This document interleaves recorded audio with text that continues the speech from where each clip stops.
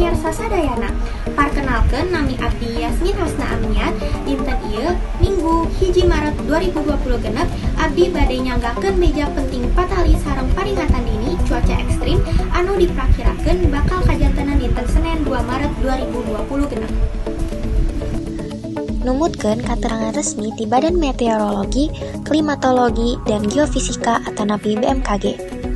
Sababaraha wilayah di Indonesia gaduh potensi ngalaman hujan sedang dugi kalebat anu dibarengan ku angin kencang sareng kilat guntur. Kaayaan cuaca sapertos kieu biasana dipangaruhan ku faktor atmosfer sapertos awan konvektif anu tumuwuh secara signifikan sehingga tiasa nimbulkeun cuaca anu teu stabil. BMKG ngajelaskeun yen cuaca ekstrim tiasa nyebabkeun sababaraha dampak. Di antara banjir di daerah rawan, longsor di wilayah pagunungan, tangkal tumbang, sareng gangguan transportasi darat, laut, oge udara. Kusabab eta masyarakat peta supaya langkung waspada sareng salawasna ngaos informasi resmi anu dikeluarkeun ku BMKG.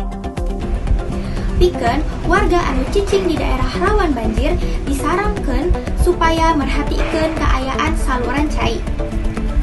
Ulah micen rumpah sembarangan sareng nyiapkeun barang-barang penting upami diperlukeun evakuasi. Sedangkan pikeun anu bade ngalaksanakeun perjalanan langkung sae mariksa heula perakiraan cuaca sateacana angkat. Salajengna pikeun para petani sareng nelayan dipenta supaya langkung hati-hati dina ngalaksanakeun kagiatanana upami upaya aya paringatan angin kenceng atanapi gelombang luhur di sababaraha perairan. Mugia ku aya paringatan dini ieu urang sadayana tiasa langkung siap sareng waspada dina nyangheurapan kemungkinan cuaca ekstrim anu bakal lumangsung dina dinten Senin 2 Maret 2020 genep. Abdi Yasmin Hasna Amiat pamit undur diri, hartu nuhun parantos ngadagukeun beja dinten ieu wilujeng santen sareng mugia salawasna dipaparin kasalamatan.